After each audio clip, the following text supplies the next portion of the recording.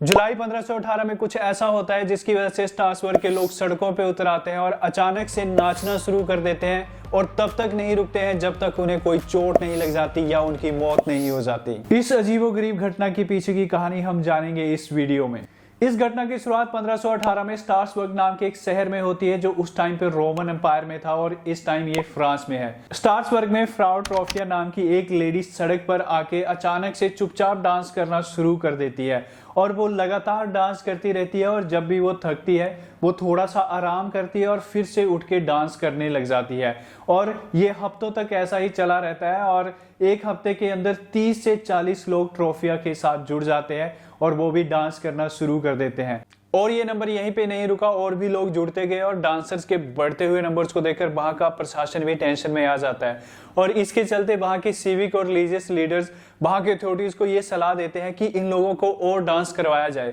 शायद उनको ये लगा होगा कि अगर ये लोग डांस करते रहेंगे तो एक टाइम पे आके थक जाएंगे, उनके अंदर जो डांस करने का कीड़ा है वो खत्म हो जाएगा और इस तरह से ये डांस करने की जो हरकत है ये बंद हो जाएगी। इसके चलते वहां के अथॉरिटीज लोगों को डांस करने के लिए स्टेज प्रोवाइड करती है, जगह देती है और प्रोफेशनल म्यूजिशियन और डांसर्स को बुलाया जाता है। जब ये लोग डांस कर रहे थे तो ये डांस में इतने खो जाते थे कि ये बिना रुके लगातार डांस करते रहते थे। लोगों को चोटें तक आ रही थी, लोगों के पाँव में स्वेलिंग भी आ रही थी, लेकिन फिर भी ये लोग रुकते नहीं थे और हर दिन नए से नए लोग इस डांस में जुड़े जा रहे थे और इन लोगों को देख के ऐसा लगता था कि जैसे कोई डांस की बीमारी सी लग गई हो, क्योंकि ऐसा माना जाता है कि कुछ लोगों की हार्ट अटैक और स्ट्रोक की वजह से डेथ भी हुई, लेकिन फिर भी लोग डांस करने से नहीं रुके। और इसके चलते अथॉरिटीज का जो डिसीजन था वो उन्हीं पे ही बैकफायर कर जाता है, क्योंकि अथॉरिटीज को लगा था कि लोग नाच नाच के थक जाएंगे और ये इस तरह से एपिडेमिक खत्म हो जाएगा, लेकिन और ज्यादा लोग इसमें जुड़ जाते हैं और अथॉरिटीज को पता चलता है कि लोग डांस अपने एक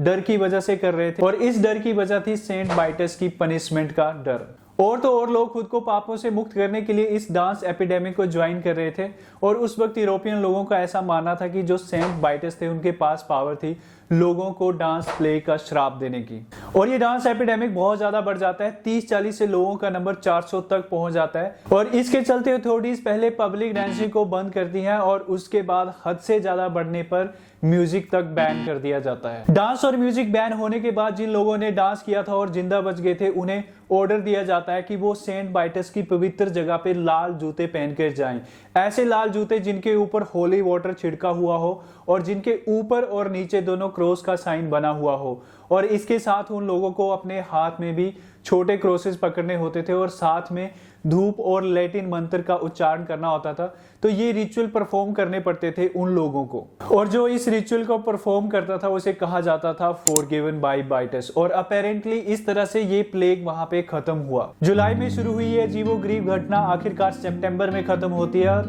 अपने साथ काफी लोगों की जान भी ले जाती है और बहुत सारे लोग इंजर्ड भी होते हैं और ऐसा माना जाता है कि जो लोग इस एपिडेमिक के दौरान मारे गए उनके मरने की वजह हार्ट अटैक या स्ट्रोक था। ऐसा सिर्फ यही नहीं, यूरोप की कई और जगहों पे भी सेम तरह के एपिडेमिक देखे गए हैं जैसे कि स्विट्जरलैंड, जर्मनी, हॉलैंड, लेकिन ये सारे इतने बड़े या डेडली एपिडेमिक नहीं थे जितने कि 1518 की ये घटना थी। ये घटनाएं 10 से 16 सेंचुरी के बीच में देखी गई और एक ऐसी ही बहुत बड़ी घटना हुई थी 1374 में यूरोप की राइन रिवर के पास और ये काफी शहरों में फैली। राइन रिवर यूरोप की सबसे historical and one of the greatest river मानी गई है। पर ऐसा क्या होता है कि लोग इस हद तक नाचने के लिए मजबूर हो जाते हैं कि कुछ लोगों को अपनी जान तक गंवानी पड़ती है। तो इसके लिए काफी सारे लोगों ने अपनी अपनी थ्योरीज दी हैं, जिसमें जो सबसे पुरानी थ्योरी है वो उस टाइम पे ये दी गई थी कि लोगों पे सेंट बाइटस का श्राप था, जिसकी वजह से लोग बिना रुके लगातार डांस किए जा रहे थे और आखिरकार कुछ लोगों की मौत भी हुई। और इसकी कुछ मॉडर्न थ्योरीज भी हैं, जिसमें कि एक है फूड पॉइजनिंग, जिसमें कुछ लोगों का ये बिलीव था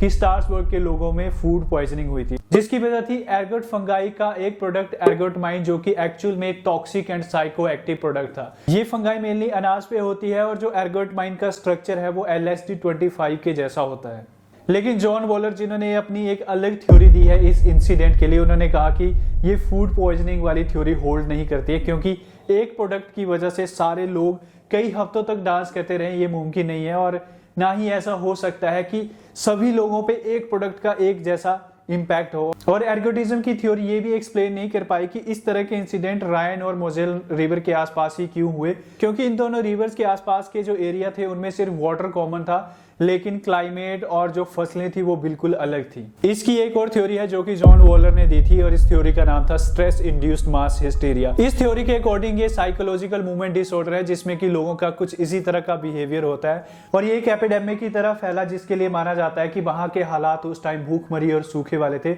और लोग इस वजह से ऑलरेडी स्ट्रेस में थे और साथ में सुपरस्टिशन मिल गया, जिसकी वजह से ये एक स्ट्रेस इंड्यूस्ड मास हिस्टीरिया बन गया। किसी एक पर्सन को डांस करते हुए देखकर लोगों ने सुपरस्टिशन में सोचा कि इस पे सेंट बाइटर्स का श्राप हो सकता है और हो सकता है ये श्राप कहीं मुझे ना लग जाए या और लोगों को ना लग जाए, तो इससे बेटर है मैं भी डांस करता हूं ताकि मेरे